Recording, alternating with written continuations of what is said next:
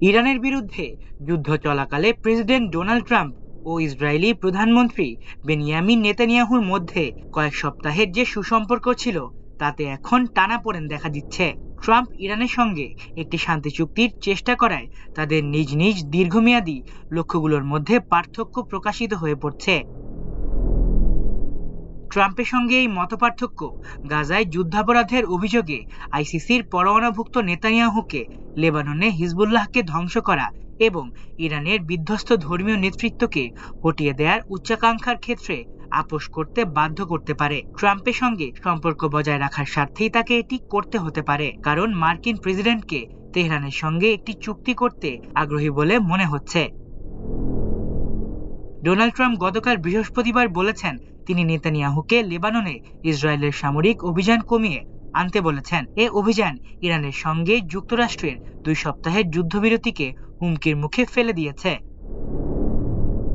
নেতানিয়াহুর কাছে হরমুজ প্রণালীর চেয়ে লেবাননে ইরান সমর্থিত হিজবুল্লাহ যোদ্ধাদের উপস্থিতি অনেক বেশি গুরুত্বপূর্ণ। যুদ্ধের প্রতিক্রিয়া ইরান ওই প্রণালীকে সামরিকায়ন করেছে। অন্যদিকে ট্রাম্পের প্রধান অগ্রাধিকার হলো ওই জলপথ দিয়ে তেলবাহী জাহাজ চলাচলের অনুমতি নিশ্চিত করা।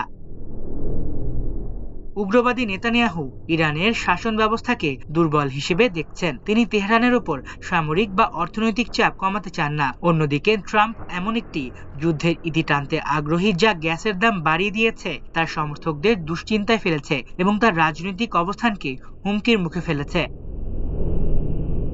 মার্কিন অর্থনৈতিক নিষেধাজ্ঞা থেকে মুক্তির আশায় থাকা ইরানি কর্মকর্তাদের সঙ্গে আলোচনার জন্য ভাইস প্রেসিডেন্ট জেডি ভেন্স ইসলামাবাদে যাচ্ছেন। তিনি একটি মার্কিন প্রতিনিধি দলের নেতৃত্ব দিচ্ছেন। নেতানিয়াহুর ডাকনাম উল্লেখ করে ট্রাম্প বলেন, আমি বিবির সঙ্গে কথা বলেছি, তিনি লেবাননের অভিযান সীমিত রাখতে যাচ্ছেন। সিনেট ইন্টেলিজেন্স কমিটির শীর্ষ ডেমোক্র্যাট নেতা এবং ভার্জিনিয়ার সিনেটর মার্ক ওয়ার্নার সামাজিক যোগাযোগ মাধ্যমে এক ভিডিও বার্তায় নেতানিয়াহুকে উদ্দেশ্য করে কথা বলেছেন। সেখানে তিনি ইরানের সঙ্গে ট্রাম্পের যুদ্ধবিরতিকে প্রহসন হিসেবে চিত্রিত করেছেন। দক্ষিণ লেবাননে হিজবুল্লাহ যোদ্ধাদের ওপর ইসরায়েলের অব্যাহত হামলার পরিপ্রেক্ষিতে যুদ্ধবিরতি থেকে ইরানের বের হয়ে যাওয়ার ঝুঁকি তৈরি হয়েছে। সে সম্পর্কে ওয়ার্নার বলেন, এটি প্রমাণ করে যে নেতানিয়াহু যুক্তরাষ্ট্রের পররাষ্ট্রনীতিতে বাইডেন নেতৃত্ব হিসেবে এখনো বহাল তবিয়তে আছেন।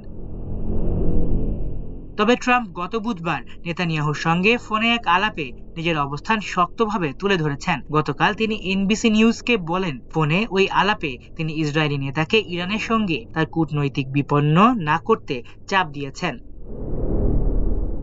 গতকাল বিকেলের মধ্যে নেতানিয়াহু ঘোষণা দেন হিজবুল্লাহকে নিরস্ত্র করার লক্ষ্য নিয়ে ইসরায়েল লেবাননের সঙ্গে সরাসরি আলোচনা শুরু করবে। এক মার্কিন কর্মকর্তা জানিয়েছেন, আগামী সপ্তাহে পররাষ্ট্র দপ্তর ওয়াশিংটনে বিষয়টি নিয়ে বৈঠকের আয়োজন করবে। নেতানিয়াহুর লক্ষ্য হল লেবাননে তার সামরিক লক্ষ্য ত্যাগ না করে যুক্তরাষ্ট্রের চাপ এড়িয়ে চলা।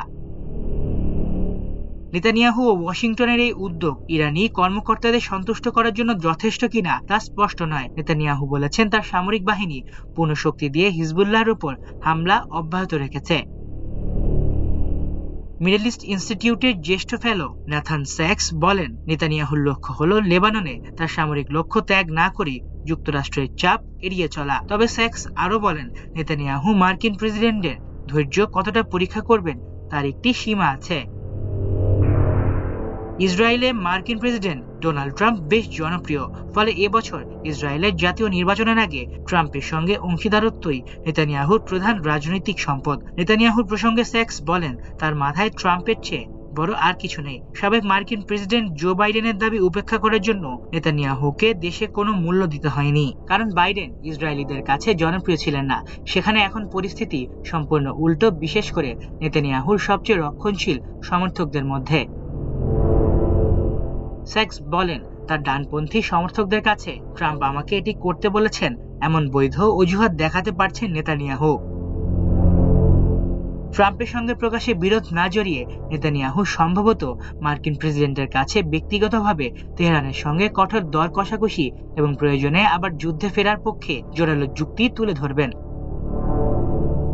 স্যাক্স আরো যোগ করেন, এমনকি ইসরায়েলি নেতার কাছে খুব বেশি নমনীয় মনে হয় ট্রাম্প এমন একটি চুক্তি করলেও নেতানিয়াহু হয়তো সুযোগের অপেক্ষায় থাকবেন। সংঘাত থেকে যখন মানুষের মনোযোগ সরে যাবে, তখন তিনি ইরানের কথিত অপতৎপরতা সম্পর্কে নতুন কোনো গোয়েন্দা তথ্য বা আবার সামরিক পদক্ষেপ নেয়ার জন্য কোনো যুক্তি দিয়ে ট্রাম্পের কাছে হাজির হতে পারেন। লেবাননের লড়াই কিভাবে ভিন্ন ভিন্ন ব্যাখ্যার বিষয় হয়ে দাঁড়ালো তা এখনো স্পষ্ট।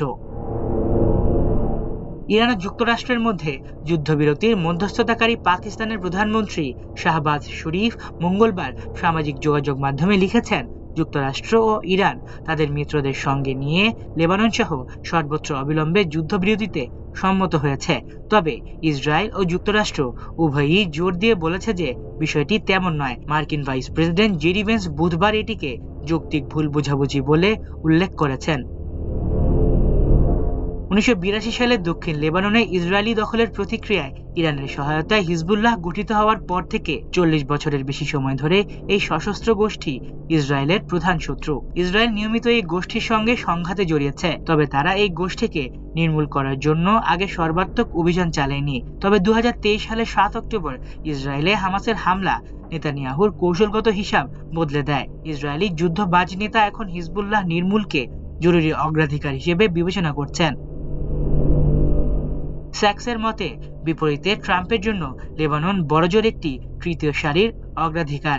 আগামী দিনগুলোয় ট্রাম্প যখন ইরানের সঙ্গে সম্ভাব্য চুক্তির বিষয়ে আলোচনা করবেন, তখন নেতানিয়াহুর সঙ্গে তার আরও মতপার্থক্য দেখা দিতে পারে। ইরানে কিছু সক্ষমতা, যেমন তেহরানের মাঝারি পাল্লার ব্যালিস্টিক ক্ষেপণাস্ত্র এবং হিজবুল্লাহ, হামাস ও অন্যান্য প্রক্সি গোষ্ঠীর প্রতি তাদের সমর্থন, ইসরায়েল তাদের জন্য বড় হুমকি বলে মনে করে।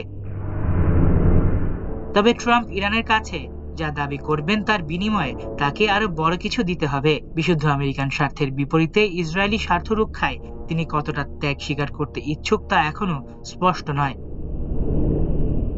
গুরুত্বপূর্ণ এই প্রণালী দিয়ে জাহাজগুলোকে অবাধে চলাচলের অনুমতি দেওয়ার বিনিময়ে ইরান দাবি করছে ট্রাম্প যেন তাদের অর্থনীতির ওপর বহু বছর ধরে আরোপিত কঠোর মার্কিন নিষেধাজ্ঞাগুলো তুলে নেন। অথচ নেতানিয়াহু দীর্ঘদিন ধরে দেশটির ওপর সর্বোচ্চ চাপ প্রয়োগের আহ্বান জানিয়ে আসছেন, যাতে হামাস ও হিজবুল্লাহর জন্য তহবিল বন্ধ করা যায়, পাশাপাশি তাদের ধর্মীয় শাসনের পতন ঘটানো যায়। মঙ্গলবার যুদ্ধবিরতি ঘোষণার পর জনগণের উদ্দেশ্যে দেয়া এক ভাষণে নেতানিয়াহু বলেন তিনি ট্রাম্পকে পূর্ণ সমর্থন করেন, তবে তিনি এও স্পষ্ট করেছেন যে ইরানের ব্যাপারে কাজ এখনো শেষ হয়নি। যুদ্ধবাজ নেতানিয়াহু দম্ভ ভরে বলেন, ইরান ইসরায়েলের এখনো আরো লক্ষ্য পূরণ করা বাকি আছে। তিনি আরো যোগ করেন, আমরা সেগুলো অর্জন করব, হয় চুক্তির মাধ্যমে অথবা আবার লড়াইয়ের মাধ্যমে। মাল্টিমিডিয়া ডেস্ক, আমার দেশ।